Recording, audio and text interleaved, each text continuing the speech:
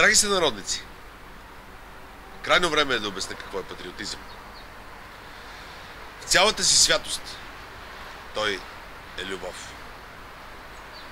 Патриотизъм не е да крещиш пред три багненика, а да го издигаш високо на всякакви форуми.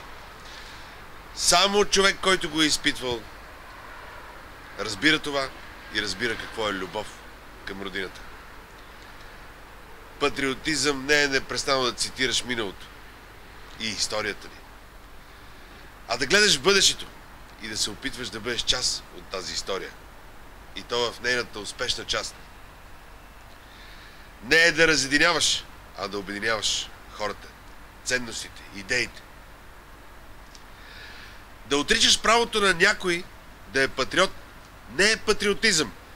Само заради това, че той има различно име или по-висок социален статус. Или е етикетиран от хора, които се страхуват от него. Аз знам, че и аз и ДПС имаме репутационен проблем.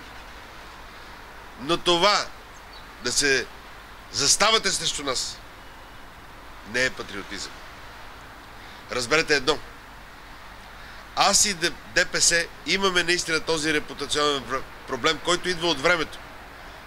От всичко това, което е повтаряно многократно през цялото това време. Внушено е, че патриотизма не бива да бъде успешен. Не бива да бъде с ярка визия, с ярка мисъл. Напротив, моя патриот е успешен. Моя патриотизъм е към успелите хора, към ярките личности, към хората с характер, към хората с знания и възможности. Само те могат да спасат България. Патриот не означава да си службогонец или послушник в парламента. Да си служител на някого. Това означава да си рая, да си послушник.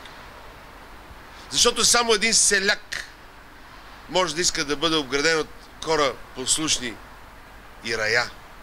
Защото само робът не търси свобода, а търси да има свой собствен роб.